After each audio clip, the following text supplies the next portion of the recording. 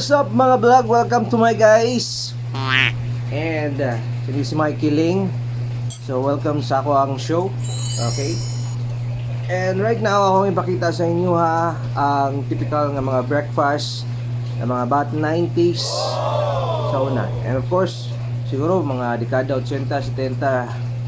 Okay, yawat ramang gihapon namon ni siya nga style nga pamahaw, no? Actually di lang ni siya pamahaw. Ginapamainit po sa namon ni dati, especially gikan og eskwelahan, pag-uli butang day mga gamit sa kuan sa bangko, then like day na tindahan gani mo na niya mo ang ginakaon pagmutan-aw og mga salida ng mga kingkoy, anime ug uban pa. So karon ipakita na ko sa inyo no, kay nindot magud siya balikan kay siya sariwaon niya, tapos murag ulay nag imo niya ni at least masayod mo, no, malaman nyo na itong paraan ng pagkain talagang masarap talaga, no, na-experience na mga kagaya namin ng mga bata nung panahon. I don't know kung na-experience niyo siya. So kung nasulayan na ninyo, panuway na mo. Comment down below kung sa inyong experience about aning sudan. Sudan siya sa atoa, no, sa una. Pagkaon siya pero actually kuan ni siya kanang ilim nun. So kung unsa ni siya, my loves. Taran. Okay, actually tulon na labok. So pinisa muna. Gatas. Okay, so muna siya to ang mga breakfast karon. Sudan na to. Okay, natimpla na nako siya, no?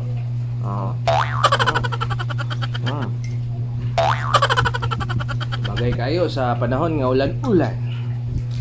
This one, ayan siya. Okay. So, pakita na ko sa inyo kung paano natin ito ginagawa. So, yung mga bata ngayon, probably hindi na ninyo alam kung anong paraan na ito. Basta niya matingala mo, no? Makaingon dyan mo, ew, that's guy's word. Weird pala. So, here it is. Gawin natin. Magsimula tayo muna sa this one, sa kape. So, before ginagawa namin sa kape, nilalagay namin ito sa kanin. Yan. Kanin. Ang tawag namin nito, tinog. Okay. Yung iba, ginagawa nila is nilalagyan lang nila na mainit na tubig at asin. So, tapos nung mga dekada 90, nag-upgrade siya. Ito nang ginawa nila. Kape. Coffee rice. Yan isang Starbucks, Coffee rice.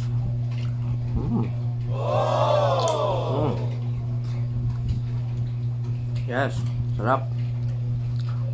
Tapos mas masarap talaga yung kanin pag ginamit mo na kanin ay bahaw. Bakit tagugtob? Tagugtob masyado. Coffee rice. Now let's proceed. Ayan na yan. Dami tayong kakain. Ay pa tayong kakain ng bigas. Okay, so next is gatas. So same pa rin, gagawin natin. Let's pour the milk and the rice. Oh no! Okay, can you feel me? Ito lang yan. Yan.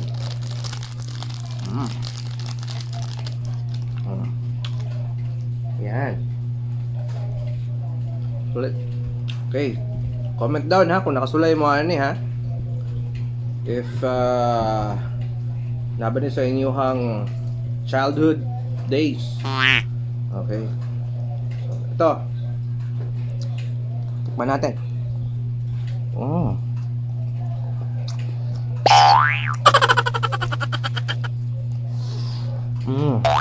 Masarap. Gatas na gatas sa no?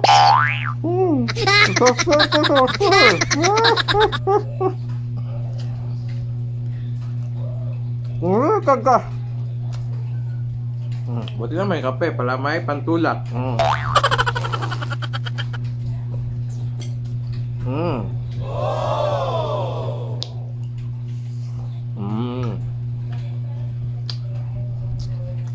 Yung kapatid ko, yung manghod ko, paano siya? Mga 25 years old. Anahan pagyapon siya, kaon-an eh. Ngayon ko lang ito nabalikan. Tapos dati,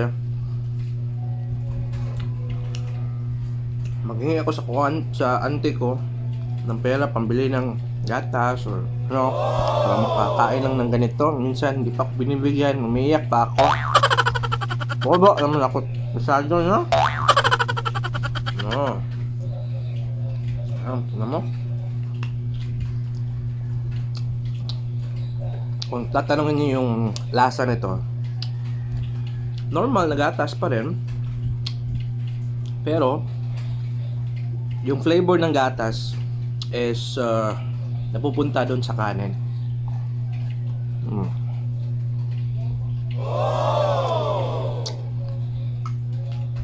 Masarap.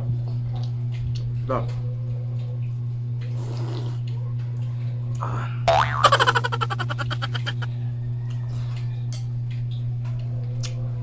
Basta mabusog ako. Proceed tayo. Ito na, the moment of truth. Ang pinakahihintay ko sa lahat. Ito yung talagang binibili namin, magpipinsan. Tapos muna yung mga ginakaon always, diba?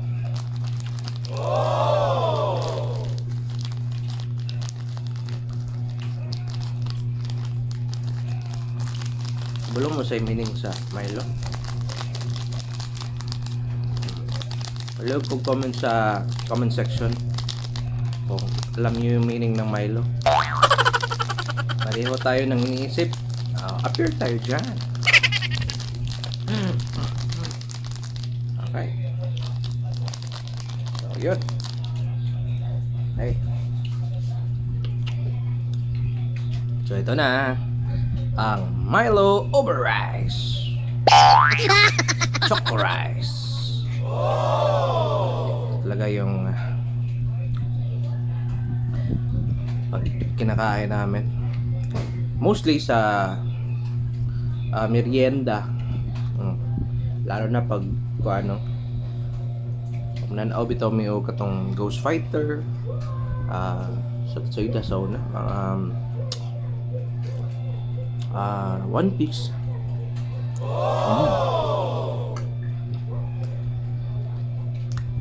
Parang babalik tayo sa pagkabata. Ito.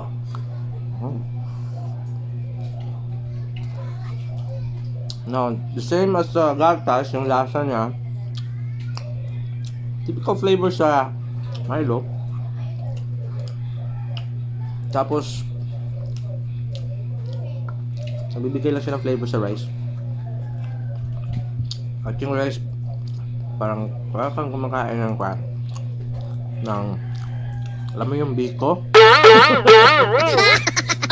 It's in English is it's sticker rice. Sticker rice.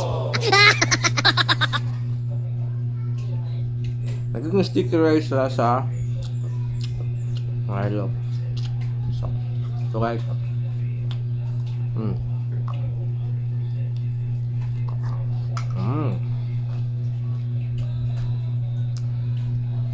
sarap. Balikan natin. Pantulak. So, there you go. ang ating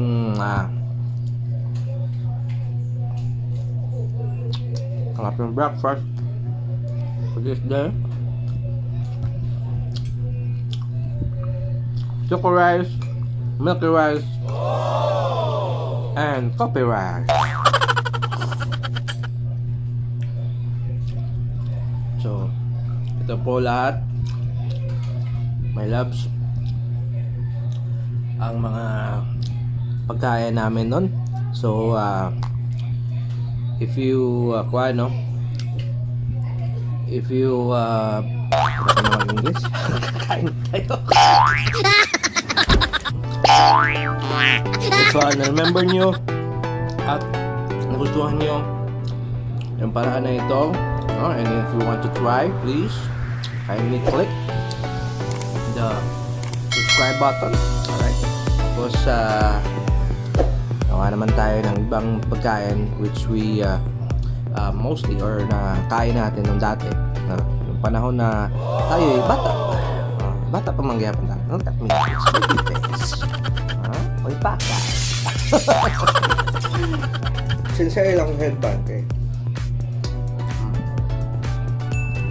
Okay, iwaso sana ako niya. So, buhat naman mag-inyo ha diha. Tao naman eh. Ito mga millennials karon papakasulayan eh. Mayong panuway na mo, makabalo mo. This kind of food is very delicious. So thank you so much lahat ng mga viewers. Thank you so much. See you next episode. Bye.